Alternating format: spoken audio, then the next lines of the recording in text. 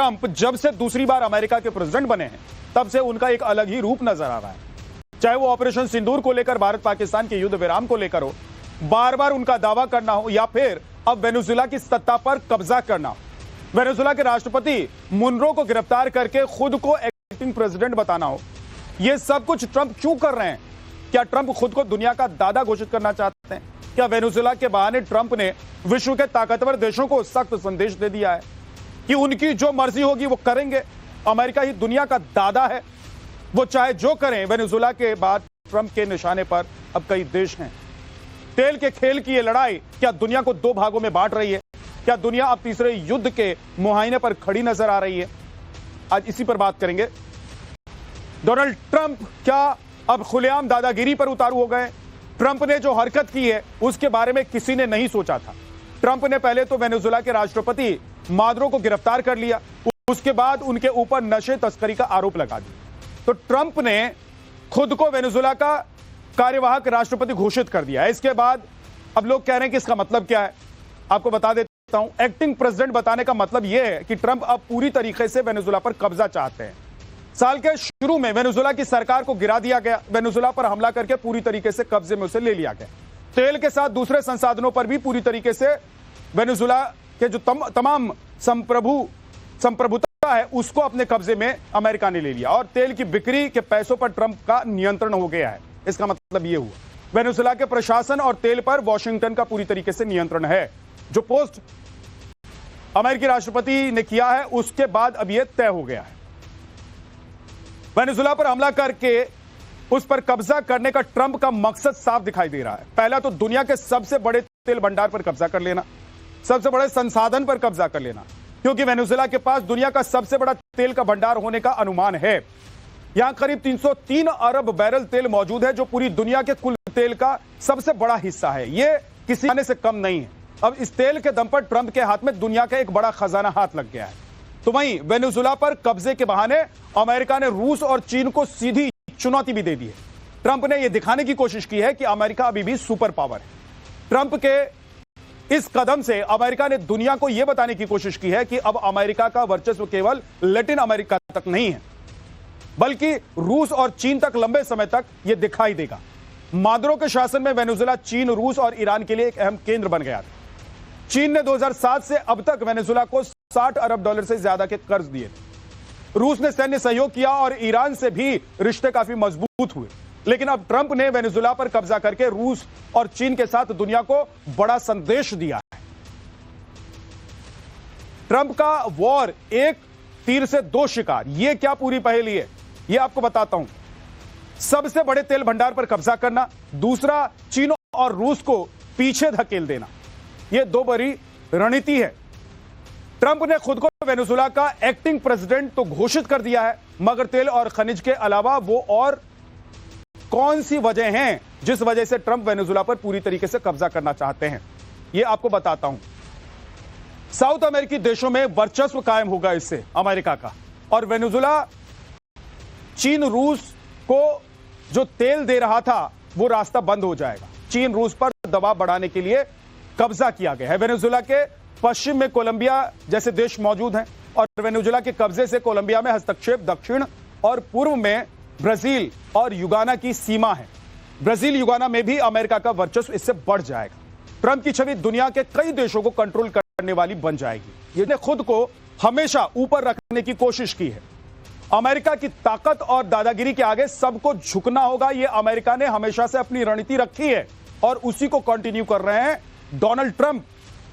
दुनिया को ट्रंप का क्लियर एक मैसेज है, और वो मैसेज क्या क्या है वो आपको बता देता हूं। देखिए, ट्रंप का यह मैसेज है कि अगर तुम मेरे खिलाफ हो तो तुम्हारी सत्ता भी अस्थायी है। विश्व को सख्त संदेश ट्रंप ने दिया है, अमेरिका के आगे सबको झुकना होगा। यह एक क्लियर कट संदेश दिया गया है अमेरिका के द्वारा।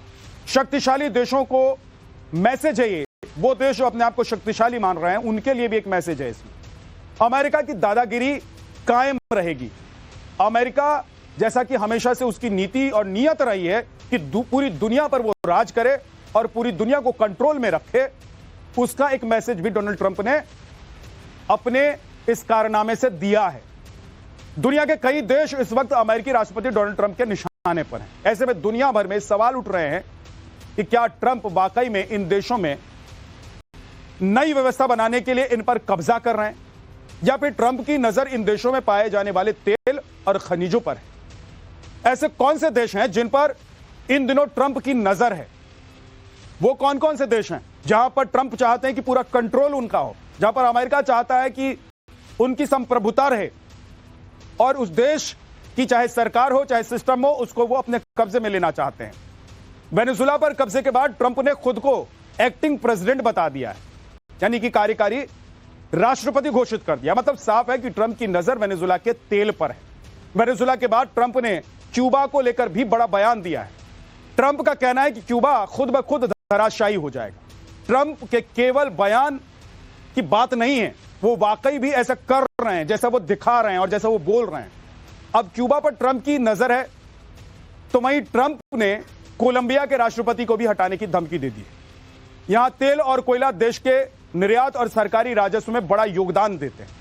क्यूबा प्राकृतिक गैस से भरा हुआ है, एक भंडार है बड़ा यहां पर प्राकृतिक गैस का, इसलिए ट्रंप की नजर यहां पर भी है।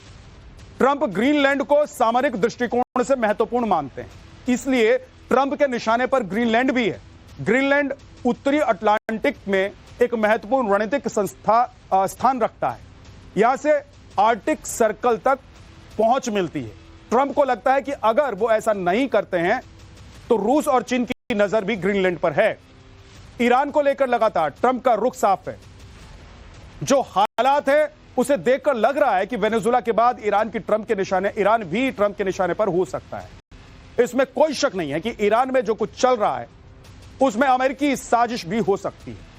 ट्रंप ने मेक्सिको को भी अपनी हरकत सुधारने की चेतावनी दी। कुछ दिन पहले ट्रंप ने कहा था कि मेक्सिको के बारे में भी कुछ करना होगा। अमेरिका मेक्सिको पर ड्रग्स तस्करी करने और अवैध प्रवासियों को भेजने का आरोप लगाता रहा है। पीछे आखिर ट्रंप की मंशा क्या है, आखिर ट्रंप क्या चाहते हैं, इन तमाम पहलुओं को हमने समझने की कोशिश की है। और यह पूरी लड़ाई तेल के खेल के साथ दादागिरी की भी है, लेकिन इसके पीछे ट्रंप का क्या माइंडसेट है यह भी जानना जरूरी है। और इसको ऐसे भी समझ लीजिए कि ट्रंप का माइंडसेट क्या है, ट्रंप चाहते क्या है। डोनाल्ड ट्रंप युद्ध नहीं चाहते हैं, युद्ध का डर दिखाना चाहते हैं, दुश्मनों को मानसिक रूप से अस्थिर करना चाहते हैं, मीडिया और बयानों से नैरेटिव बनाना चाहते हैं, बयानबाजी से दूसरे देशों को धमकाते हैं, शर्तों पर झुकाकर डील के लिए मजबूर करना चाहते हैं।